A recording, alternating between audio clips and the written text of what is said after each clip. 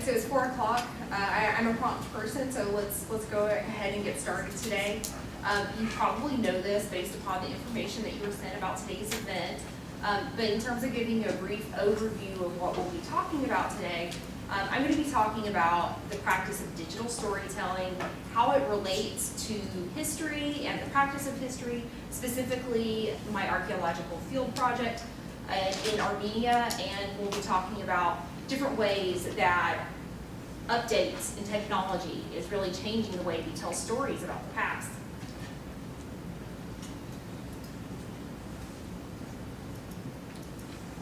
If I can manage to advance slides. Okay, so here is a really great illustration of some of the ways that the past is represented in popular culture.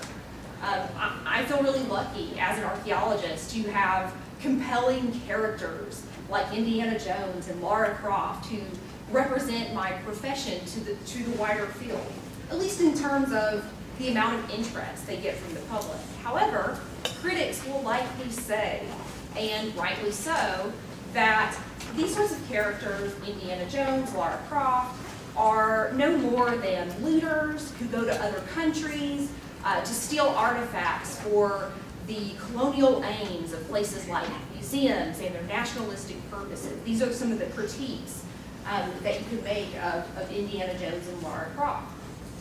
And it is in fact true that how history is presented in the popular media has a lot of problems.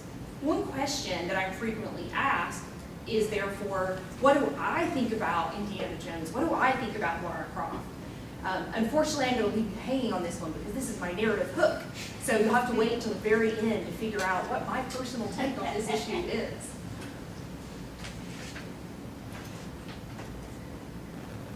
Let's see. It's this one. Yes. So why do we do public history? Why do we do public archaeology? Well, at this particular moment in time, there are many threats to history and the ethical practice of history and the average person's understanding of history that exist out there in the public domain. Dr. Barbara Gannon, what threat to history do we see represented here in this Confederate statue? We see the legacy of the American Civil War and the fight for its memory, particularly over the lost cause, which was about the war, but also about the decades since, when it became a mythology that justified white supremacy. Right, so what we see here is this difference, if it were, between the way people remember history and the way that historians interpret historical fact. Another image that's up here in the upper right-hand corner that's very near and dear to my own heart. Does anyone know what's being pictured here? What do we see in this image? Where in the world are we? Syria. Oh, we're in Iraq, so that's really close. So we're in Iraq, and we're actually looking at ISIS militants who are preparing to destroy part of the archaeological site of Nineveh, one of the most important archaeological sites in the world. This is really important. It threatens history. And then perhaps in the slightly more benign but insidious nonetheless category, we see how it is portrayed as entertainment rather than history. So here we see, history, history's aliens, this sort of, production. And the problem with these sorts of ideas that the aliens must have built the pyramids is that such ideas are incredibly racist. It presupposes that people in the past wouldn't have been able to, muster the sort of complexity needed to pull off a complex civilization. These are problematic ideas, to say the least. One of the things that archaeologists will frequently talk about is what is the nature of archaeology? Historians talk about this too. Is archaeology a science? Certainly, archaeology is very much influenced by the natural sciences, the hard sciences. We love to use and incorporate scientific technologies, but fundamentally, what is archaeology? One sort of, let's call it seminal paper in the history of archaeology is this paper that's called Archaeology with a capital S which argues that archaeology is science or it is nothing.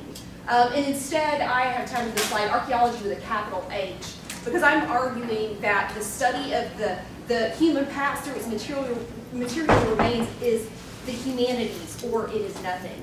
And so there is a lot to be gained by archaeologists working hand in hand or as an integrated part of a digital humanities practice. That's my argument here. But you may ask, and you may ask, and correctly so, what is the digital humanities? On the previous slide, I actually had this funny website that every time you click refresh, it gives you a different definition of the digital humanities, which is on the one hand comical, but then on the other hand, it shows you how much dispute or discussion there is within this field about what it is and what it pertains to. But I find that the best way to tell you what something is to give you concrete examples that help you understand exactly what it is. So the first project that falls under the digital humanities is going to be Amanda Visconti's Infinite Ulysses. And this was her dissertation project at the University of Maryland. Instead of doing a very traditional print format dissertation, she instead took the courageous and bold step of making her entire dissertation project a crowdsourced annotation of James Joyce's Ulysses, and all of the sorts of problems and contributions, etc., that entailed. She accompanied it with a white paper, but the core of her project is in fact a digital project. And we have yet another wholly digital project that was completed in the context of a dissertation. We have Nick Susanis' Unflattening. Nick Susanis' Unflattening is unique because it is a doctoral dissertation presented entirely as a graphic novel. He did this entire dissertation at Columbia, of all places. And it's in fact quite rare that a young scholar's first book will be published by Harvard University Press. But that is exactly what happened with Nick Susanis' Unflattening. His treatise here is actually a complex and subtle lament on the nature of visual culture, what it means in modern society. And this was considered of a sufficient intellectual heft to be published by Harvard University Press. So in terms of relating the relevance and overlap of digital humanities to archaeology, I've come up with a few sort of overlapping interests here. Both are collaborative. In archaeology, it is a truism that we have to do it all together. You can't excavate an entire archaeological site by yourself. You need help. You just have to have it. Also multivocal. So these are also areas of overlap and intersection that we have in the digital humanities, as well as archaeology. These days, we're talking about how to incorporate more voices into our research. And one of our interests here is actually applying post-colonial critiques. It is in fact not ethical practice to go to a country, excavate someone else's history, and not consult them. These are the sorts of practices that we want to eliminate from what we're doing. And so we're trying to figure out ways to engage our partners, our stakeholders, in our case in Armenia, in the dialogue of our research. We also have a number of overlapping interests. These days, scholars are very interested in space, lived experience, materiality, agency. Archaeologists have always been interested in these things. And humanists have gotten increasingly interested in these things too, and we have a lot that we can share with one another in terms of theory and the things that we're talking about, how we engage with the subject matter. Another area that there's a certain amount of overlap is this interest in the context of history and archaeology in specific and contingent histories versus universalizing theories that govern events in the past. It was fashionable a number of decades ago to look for the big universals in the past, but these days people are more interested in specific events that happened in the past and not seeing them as part of these large patterns that occur and recur over time. Another important area of overlap is this idea of experimentation versus model testing. Archaeologists sometimes will think of themselves as scientists, and they see themselves as testing models or using the scientific method. But I argue that this isn't what archaeologists are doing at all. We are instead using interpretive methods to analyze data in the past, and this is in fact what humanists do. So there's a lot of overlap between the humanities and archaeology.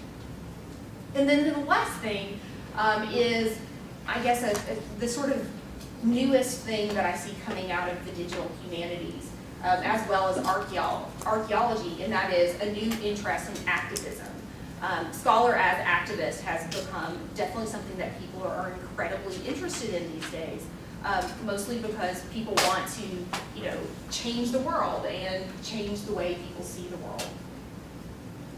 However, for archaeologists, this is also one of the most sensitive or even frightening categories, because often we work in parts of the world where, we're practicing in countries that are working their way towards democracy or have uneven human rights records, and so our very presence in the country, we're always working, within the auspices of being guests in countries. We worry about risking that status there.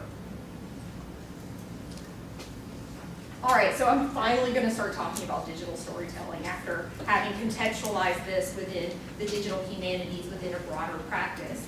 And digital storytelling, you could talk about digital storytelling as a very general practice, which will be using multimedia tools to create short audiovisual presentations, or you could talk about a very specific kind of digital storytelling practice, which was first started at Story Center in Berkeley.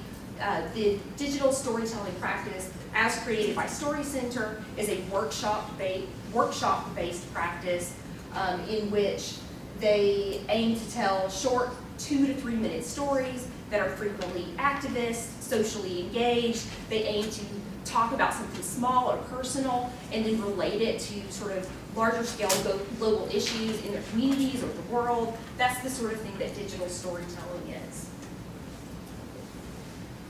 But how does digital storytelling get used in archaeology? How good a job are archaeologists doing of telling our story?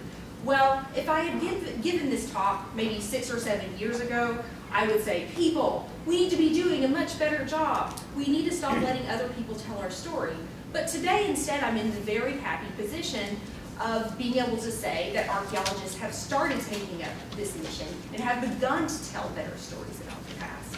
And in particular, this has become increasingly important in my own field research project in Armenia. I'm going to talk to you a little bit about the different ways in which we have incorporated digital storytelling into what we're doing. The first project that I wanted to show you, though, is this project from the Cultural Landscapes of the Irish Coast Research Project, which is directed by my friend Ian Kite, who's at Notre Dame. And on the one hand, this is a very traditional glossy print publication of historical sites. But there's an incredible digital twist here.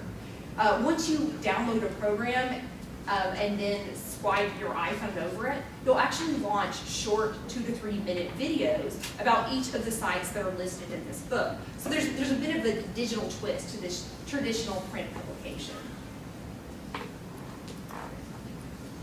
And it uses a lot of drone photography as well as close-up shots, and this is neat because it allows you to experience the landscape in a way that a flat 2D traditional print publication will never let you do. Here we see Ian rambling around these different ruins of different fortresses that are off the coast of Ireland, and you can actually see a person interacting with this environment. So it stops being this disembodied, sterile, unpopulated place which has no relationship to humans, and you instead see people interacting with it. It's a much more real experience, if it were.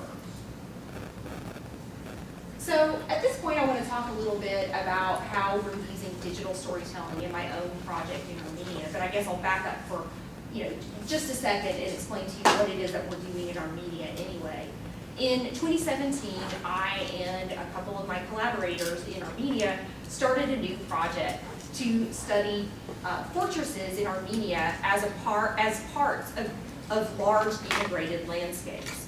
And specifically, we were interested in this question of seeing how warfare and insecurity in the past would have inscribed itself on these landscapes, how it would have affected the decisions that people were making in these places to maintain their security.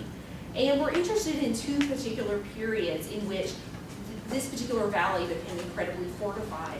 The first of these is the Late Bronze, Early Iron Age period, which is also a time during which an empire that came out of Anatolia called Urartu invaded these places and built fortifications of their own.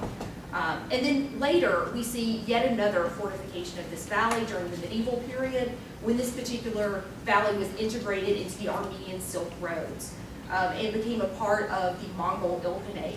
And the entire area was overseen by a Georgian vassal prince whose job it was to make sure that rule and safety was maintained in this place on the behalf of the Ilkhanate. So these are the two basic historical periods that we're interested in, and we're doing two different things in order to study this. We're doing broad regional surveys, and we did one in 2017 and 2018, and we're also doing excavations. The excavations that we're doing are to provide us with a chronological basis for understanding the different events in the region. And in terms of locating where this is in the world, you'll see that we are working in southern Armenia, which is adjacent to Azerbaijan, as well as Iran. There's also a little tiny piece of Turkey here in this image. Oops. So what I have illustrated here are a number of very conventional illustrations of archaeological work from the region that we're working in. Here in the upper left-hand corner, we have actually quite a beautiful drone photograph, but aerial photographs have long been part of archaeology. That's not new. In the old days, they would send up kites to take pictures. And by the old days, I mean, back when I was a student sitting in a classroom like this, but even farther back into the late 1800s, that sort of thing.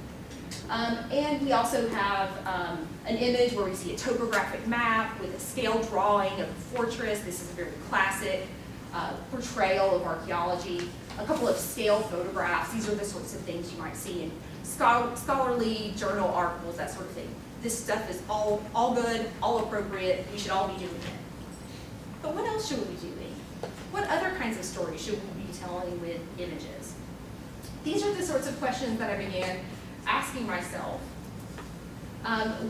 during our first season of research. I wanted to start experimenting with digital storytelling as an improved way of talking about this valley and this region. The first season that we went out, my goals were, I guess, fairly circumscribed, fairly concrete. I wanted to try out digital storytelling as a way of talking about my project and the region to a broader world, as well as use it as a teaching tool. And this is actually the first video. Let's see if I can, yeah, here we go. This is the first video that I produced. I will show it to you.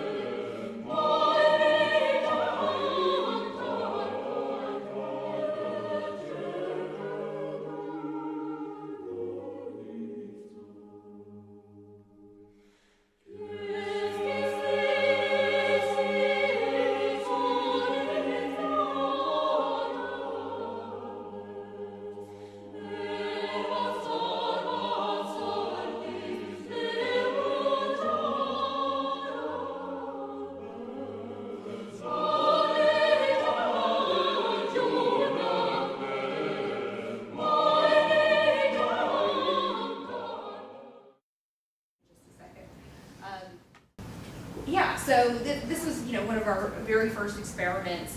I don't want to be, I'll be honest, I had never used a drone before months before taking this photograph. This is the first video that I ever edited or produced. And I don't say this to, say, oh wow. Basically, I just want to encourage you all. It's very accessible these days. The technologies that permit it are, open to even someone at my stage of life of opening up a drone box and figuring out a new technology. Like these are all things that we can and in fact should be doing. The next thing that I wanted to show you is because one of the things that I mentioned is that I was also interested in using digital storytelling as a teaching tool. Basically, I charged the students who came with me that first season to make a project about what they were doing for a variety of reasons. I'll show you one of the first projects that we used. One of my favorite scenes in the movie The Hobbit is immediately after Bilbo decides he's not accompanying the dwarves on their quest. He wakes up, not realizing that the company has left, and realizing the opportunity he's about to throw away, rushes after them, shouting, "I want to go on an adventure!" All my life I've wanted an adventure, and this was the exact feeling I felt when I received a short, simple email from a professor last spring. Immediately, it was as if I could see into the future, and the regret I'd have if I didn't take this opportunity I'd just been given. With these things, there's always self-doubt, if you'll fit in with the group dynamic or if you're even right for the job, or if you'll be an asset to the project or a burden. And words like extensive and intensive survey techniques, scale drawings, artifact recording really add a layer of apprehension. As it turns out, I stayed in a room that looked like this, within a small village that looked like this, and people who looked like this. And Armenia was a foreign world, standing on top of mountain ridges over 1,000 meters high and seeing down the Silk Road where ancient people traveled for centuries, climbing fire beacons that thousands of years ago were lit when raiders were seen along the pathways, looking up into the sky at night and seeing millions of stars that you could never see from home. The views were breathtaking, and to complete the Hobbit parallels, I encountered my own Smaug, not a dragon as those aren't native to Armenia, but a Syrian brown bear. And I'm not going to play it light, that situation was very scary, but the team and I kept a cool head, and I came out relatively unscathed. I knew a guy who claimed that nothing ever good comes from going into nature, but I have to disagree. It was scary, not just the bear, but all the unknowns. But without taking a leap of faith, you'll never truly live, and you'll never truly have an adventure. And at the end of all this, I'm glad to say I went there and back again.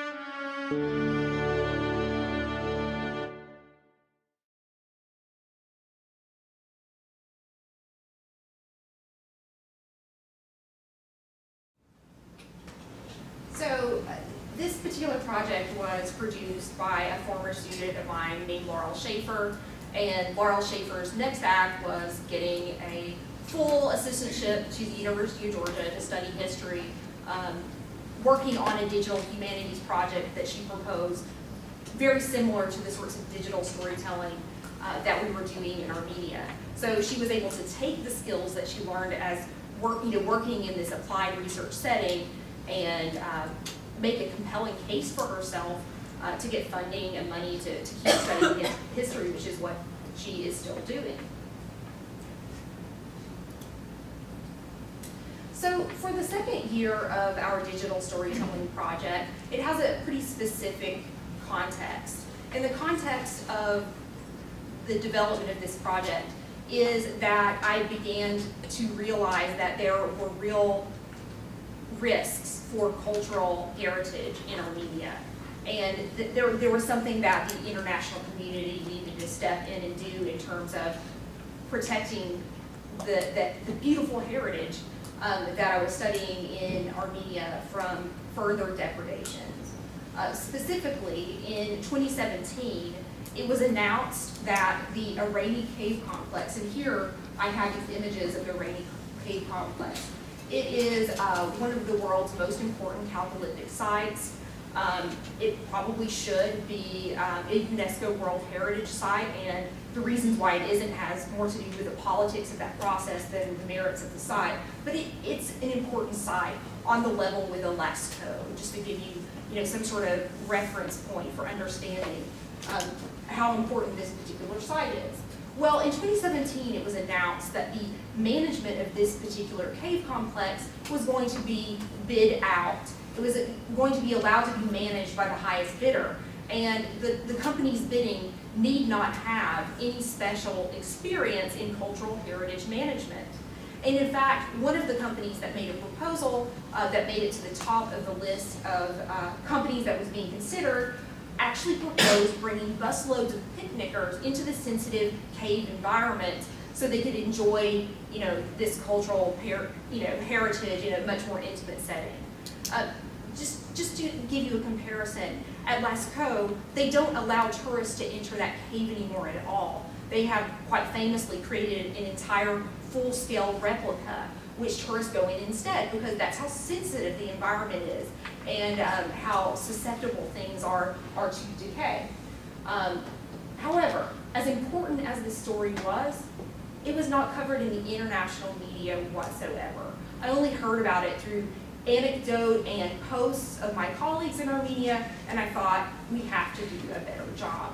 We have to do a better job at protecting world heritage, but specifically in Armenia. And so one of the things that I did is I wrote a grant application to do a digital storytelling project that was a little bit more, let's say, activist in scope. What I proposed to do is to host a workshop in Armenia, and we would brainstorm together different ways that we could make video projects that would raise awareness about the threats to patrimony the patrimony in Armenia. But as I mentioned earlier, I was also a little nervous because Armenia is a wonderful country and my colleagues there are fantastic people. But Armenia is also a fairly young country with an uneven human rights record. And I worried that my future ability to work there as well as different employment situations of my colleagues could be jeopardized by such activities. But I thought, we'll take baby steps, we'll go slowly with this project, we'll make sure that we have the support of everyone involved. But then this happened. In the spring of 2018, a major revolution swept over Armenia. You may not have even heard of it. They had a peaceful regime change that was brought about by people protesting in the streets. And in fact, The Economist just named Armenia the country of 2018 for its ability to oust a corrupt president with no bloodshed and no sort of violence. It was a completely peaceful protest. And the changes to the work environment in Armenia have also been incredible as well. Suddenly, my colleagues are talking about things like, yes, we should do these things to protect our heritage, and that's amazing. So, by the time we hosted our workshops in Yerevan, which is the capital of Armenia, we were surprised and gratified to note that, well, first of all, we opened up this digital storytelling workshop to the general community.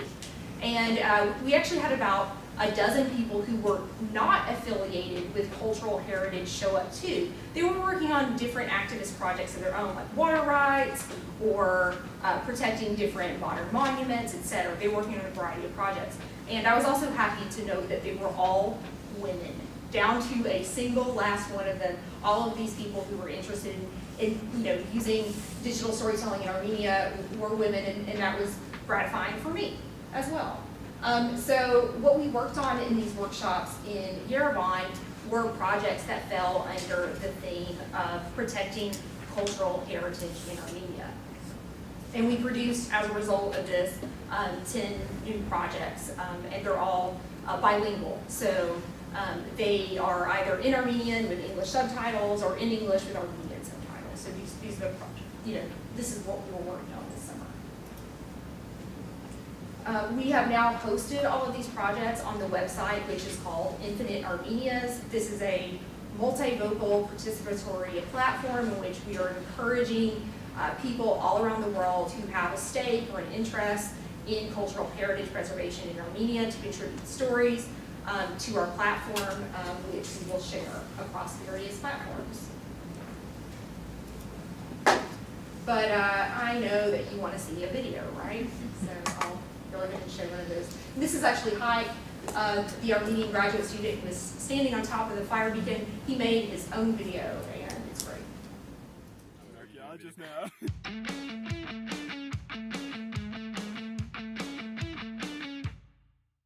Ողջույն, ես Հայկն եմ։ Եվ ես ձեզ ցույց կտամ, թե ինչ է նշանակում հետազոտել Հայաստան։ Արթնանալով առավոտ կանուխ մենք նախաճաշում ենք եւ նստում այս 64-ամյա մեքենան իր փորձառու վարորդով եւ կարող ենք գալ։ Ամեն օր մենք ունենք որոշակի կետ քարտեզի վրա, որ պիտի գնանք եւ որոշակի նպատակ գտնելու մարդկային անցյալի հետքերը։ Բայց մինչև դաշտային աշխատանքը մենք տեղադրում ենք GPS սարքը հնարավոր ամենաբարձր լրերի վրա եւ երբ ինչ-որ բան ենք գտնում, նկարում ենք այն մասշտաբով, պահպանում այն քարտեզի վրա մի ծրագրով, որը ստեղծել է այս երիտասարդը, այնուհետև վերցնում ենք այն եռաչափ սկանավորման համար։ What are you doing, Nahir?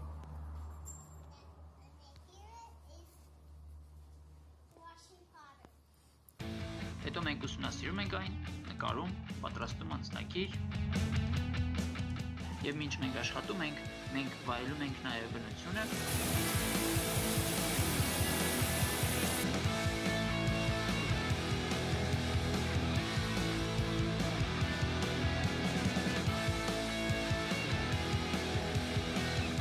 ծանոթանում հայկական մշակույթի ժառանգությանը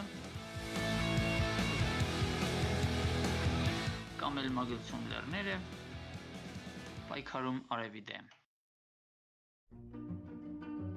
Մենք նաև հաճույք ենք ստանում հայերեն սովորելով։ How do you say I love you?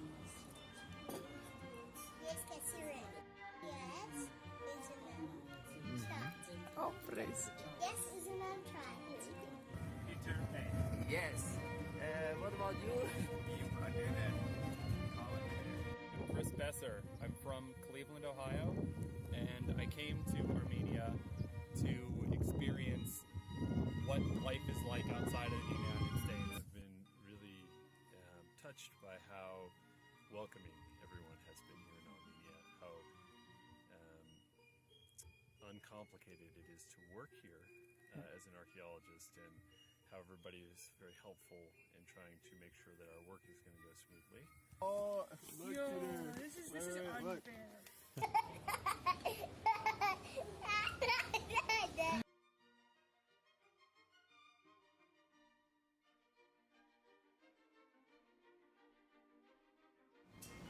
All right, so this was a video produced by a graduate student in Armenia who was working with the survey team led by my collaborator at the University of Pennsylvania, Peter Cobb. We brought a group of energetic, bright students from UPenn who performed our intensive survey. Meanwhile, a group of students and myself were up at a castle, doing two soundings for pottery, just to give you a little context there. Okay, so the next video that I wanted to show you, I guess pertains to a genre that I found surprising. A number of the projects that were submitted by cultural heritage professionals working in Armenia were projects which basically aimed to explain what it is that they did, like what it is an archaeologist does, because they felt that the average person in Armenia does not sufficiently appreciate what they do versus other professions. So that's what her video is about.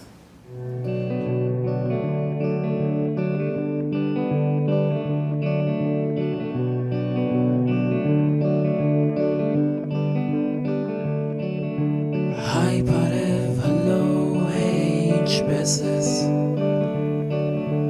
Hi Parev, Ողջույն, ես հնագետ եմ։ Ապրում եմ մի քաղաքում, որտեղ հիմնական չգիտեն ինչ է հնագիտությունը եւ ինչով է զբաղվում հնագետը։ Շատերը կարծում են ես հնաբան եմ, ես զբաղվում եմ հնաբանությամբ։ Այստեղ դերևս կարևորն այն է, որ եւ հնաբանը եւ հնագետն իրականացնում են պեղումներ, ինչը սովորաբար բնորոշվում է որպես փորել։ Իսկ պեղողն ասոցացվում է որպես ֆոսֆորող կամ գերեզմանավոր։ Եվ վերջի այդքան էլ չի կարևորվում, որ հնաբանը պեղում է դինոզավրեր, մանուկներ, իսկ հնագետը քաղաքներ, կճուճներ, դամբարաններ։ Հնագետից բավականին հաճախ են շփոթում եշաբանի հետ, ինձ անվանելով գիոլոգ, որ զբաղվում է քարմանլելով։ Մի անգամ դաշտային հետախուզական աշխատանքների ընթացքում մի տատիկ իմ հարցին հարցով պատասխանում է.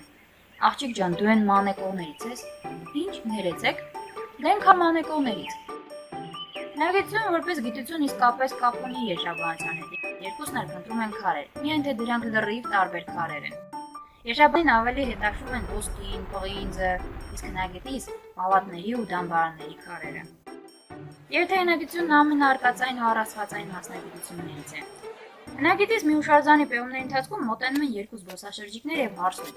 Ինչ եք պեղում։ Թոնիրը։ Պատասխանից հետևում է զբոսաշրջիկներից մեկի հարցը մյուսին։ Այս թոնիրը գերեզմանոցի կողքին ինչ է անում։ Մյուսն էլ թե «Բա չգիտես, որ գերեզմաններ են գնում, հետո հաց են տալիս, չէ»։ Իրականում թոնին ավելի վաղ էր եւ որևէ կապ չուներ գերեզմանոցի հետ, որն ավելի ուշ էր գոյացել։ Յուրաքանչյուր հնագետի համար լրիվ սովորական են մասնագիտական տեսանկյունից քիչ տարօրինակ հարցերը։ Սիրածս հարցերից են օրինակ.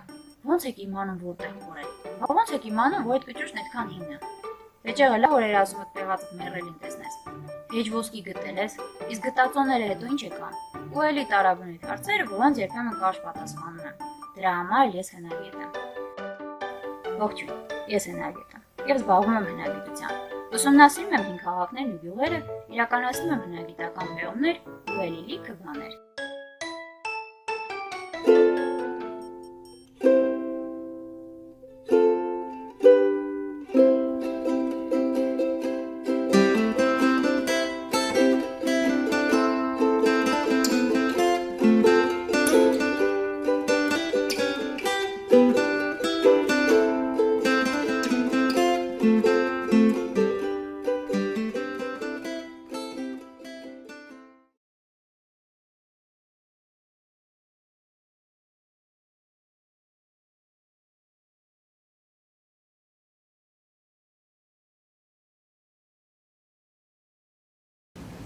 All right, so this particular contribution was surprising in its production value and the quality, you know, the visually stunning quality, which said to me that the real thing that the real benefit that my Armenian collaborators could get from me hosting workshops is to have a time and a place to tell such stories. That to a large extent, the digital capabilities that that one needs as a base level to produce these projects already exist. So, just creating that space and that time to create such projects is really the only small push that they needed. And the thing that's really cool as the sort of aftermath of this project is that every couple of weeks I'll receive a new video project from someone who has said, oh, I'm now working on this other project and I've made a follow-up video, which is really neat to see that this created a new desire to tell stories in this way among my collaborators. And then we have yet one more video.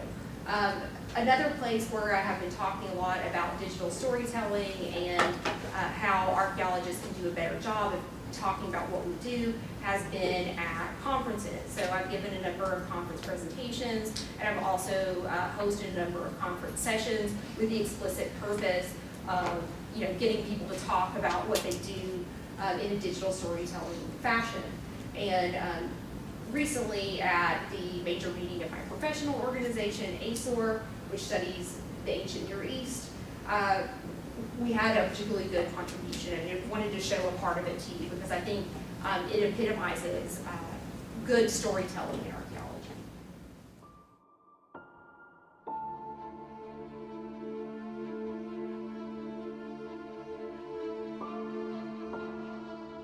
Tel Burna is an ancient tell located in the Judean Shvela that was inhabited continuously from the early Bronze Age, around 3500 BCE, until the Persian period, around 400 BCE.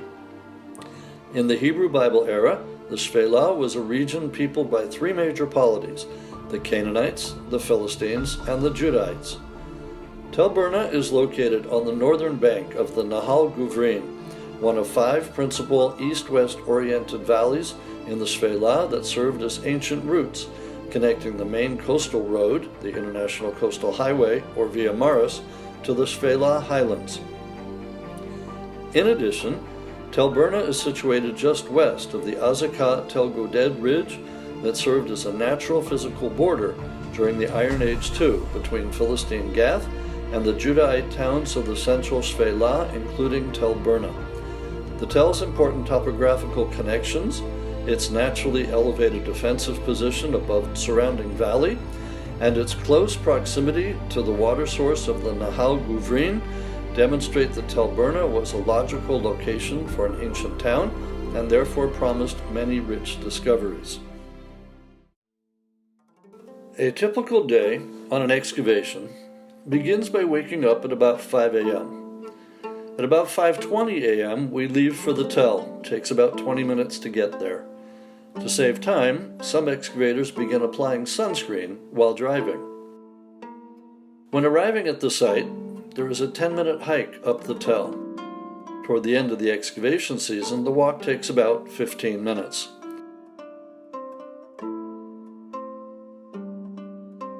When arriving at the top, excavators are rewarded with an amazing sunrise every morning.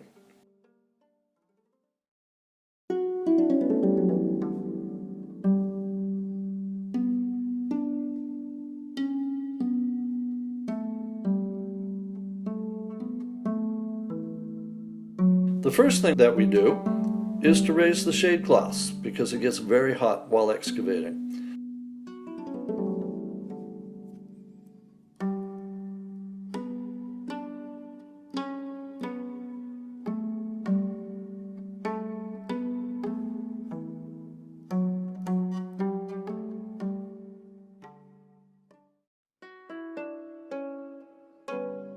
After the tents are up, we gather the tools and head to our squares.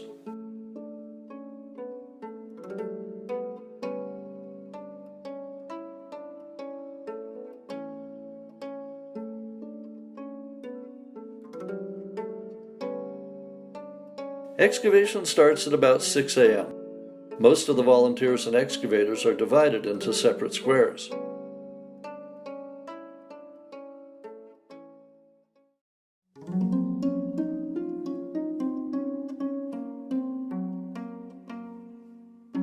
Supervisors bring buckets to the squares, and that's where we keep the pottery sherds.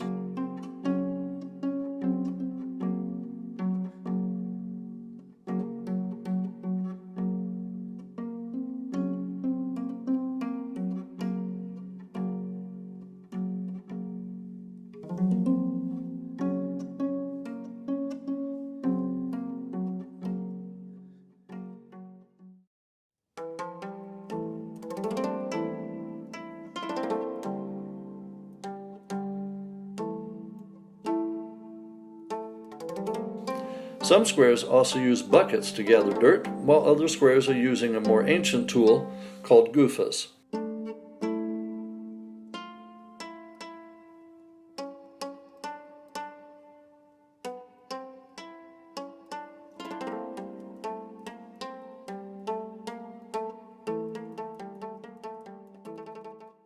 We gather all the dirt, rubble, and rocks into a wheelbarrow and dump it off the tell.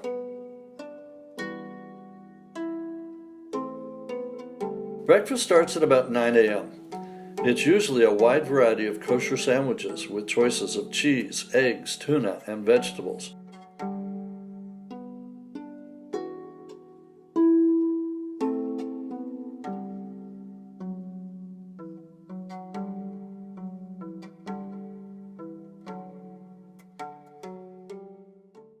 Breakfast is not as social since everyone is enjoying their first meal of the day.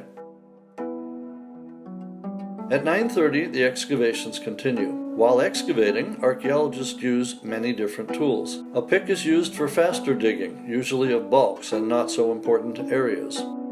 Brushes are usually used when we're done with removing the dirt and preparing the square for pictures. Trowels and dustpans are used to remove smaller amounts of dirt,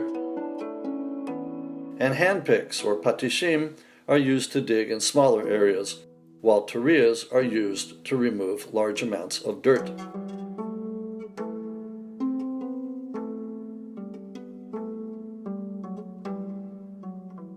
After an exhausting excavation of a couple of hours, at 11:15 a.m., we have a fruit break, which mostly consists of eating watermelon and chatting with fellow volunteers.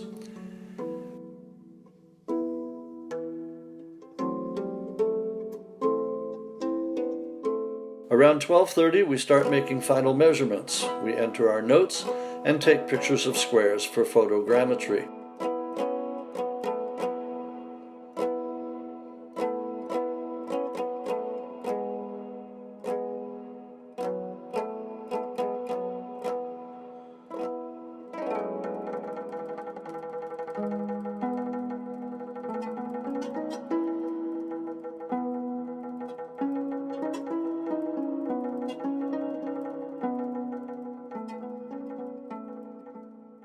After that, we bring all the tools under the shade cloth and cover them.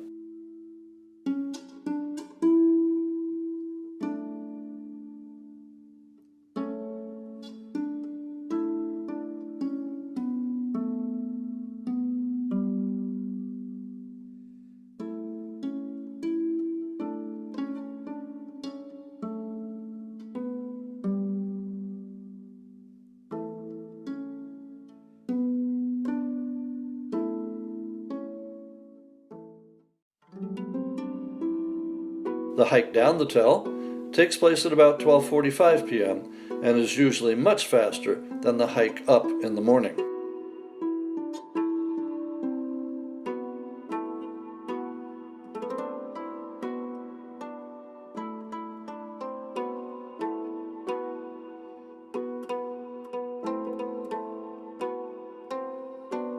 By 1 p.m. we are already on the road, hurrying to make it to lunch at 1:30. Also, traffic laws are more loose in the Middle East. Lunch is usually a buffet style and is amazing, just what our bodies need after a morning on a tell.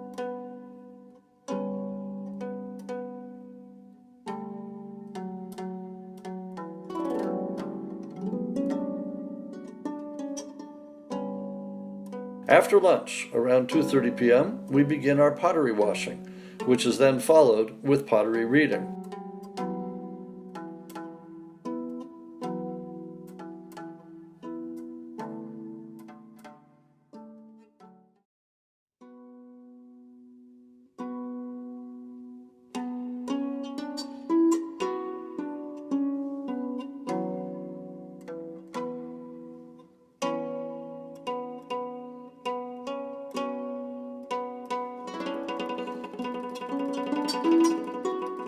At 6 p.m. on most nights, we have a lecture. It's usually related to the archaeology of the ancient Near East.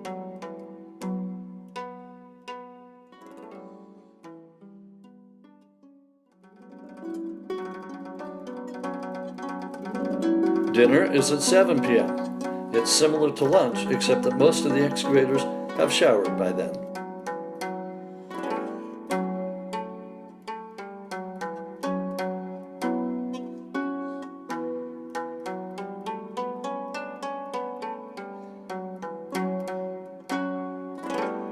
Around 8 p.m., everyone gathers on the porch and plays guitar, chats, or catches up on articles.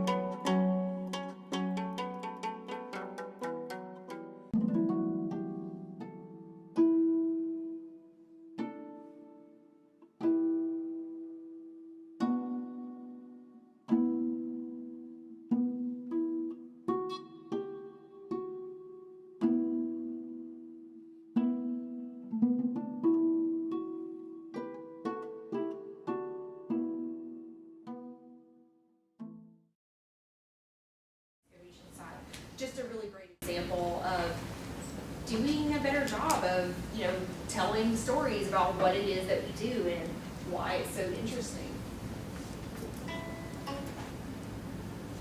But there are other ways of doing digital storytelling in archaeology too. I'll just briefly recapitulate them. Obviously, video games have become a popular way to talk about the past recently.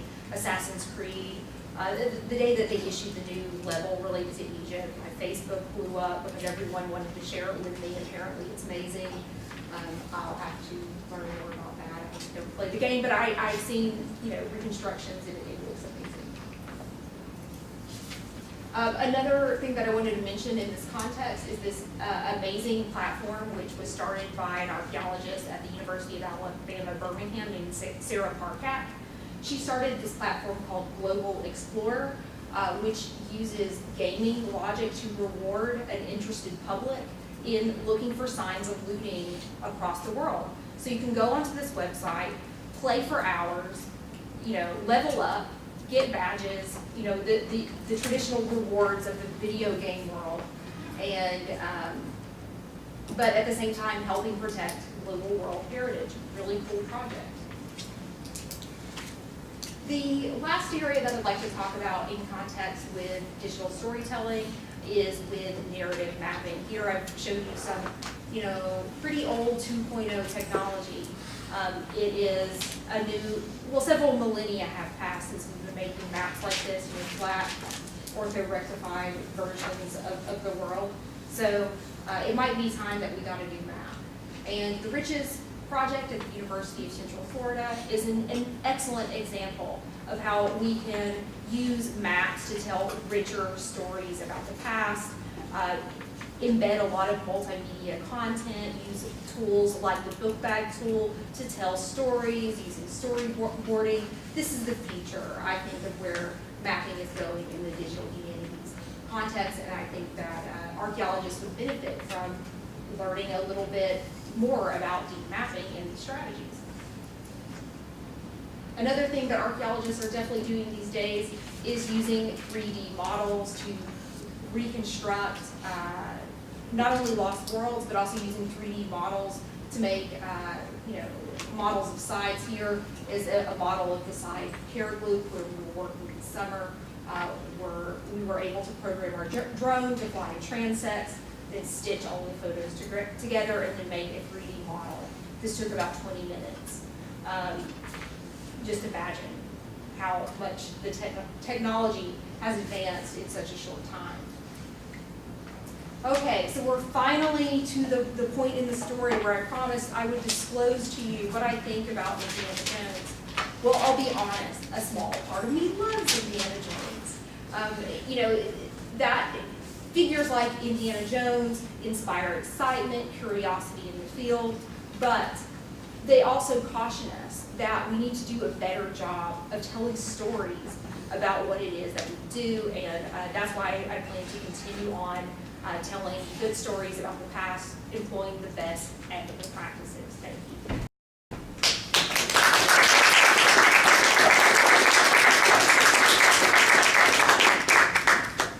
We have some time for questions. What questions do you have? Oh, yes. Gentleman in the front. Yes. I was wondering, so the archaeological digs, is that like an everyday job for those people? Is that like a leave that you go on and you do it for like a couple months, or is that like what their life is like every single day? They go out and they do this. Well, professional archaeologists or professional archaeology teams are often comprised of people at all different stages of a career. So you'll have undergraduate students who will come, you'll have graduate students who will come, you will have senior researchers who will come, you'll have professors who will, as you say, often it will be during the summer, but then, people who work in very hot parts of the world like Egypt might need to take leave during a winter semester in order to go do work. So generally archaeologists are doing very unexciting things most of the year. You'll find me back in my office poring over, section drawings and pottery drawings for most of the year. But then for these 2 splendid months every summer, we'll do something really exciting and go out to the field and work. So it is a a seasonal sort of occupation. Yes. Are there places you would like to go that you are afraid to go to currently, given political situations? I would say, for example, I used to work in Iraq, and I was actually in Iraq in 2014. That would be the summer that ISIS invaded Mosul. We were, 40 or 50 kilometers away from Mosul the day that this happened. Working in war-torn regions seems to be the fate of the Near Eastern archaeologists these days. I wouldn't say that I'm afraid to go back to Iraq. In fact, I would go back, but I do like working in a part of the world where I feel that students are comfortable going. So I wouldn't like to necessarily ask students to go do something they feel uncomfortable doing. So I like working in Armenia for that and many other reasons. Yeah, but you do bring up a valuable point, and that is, world turmoil has had a huge impact on the people who do research in that part of the world. So, we kind of moved around as those conflicts have blown up as well. Yes? You said that we need to do better at, do a better job at telling stories, right? What did, Indiana Jones or Lara Croft, or what could they have done better at telling stories, just in the video games? Well, Lara carries a gun. Yeah. Maybe that's not an entirely accurate depiction of what archaeologists do. They are also focused upon recovering artifacts rather than the meaningful cultural context of those artifacts. So I would say that that's one area where representations, popular cultural representations of archaeologists differ from what archaeologists actually do.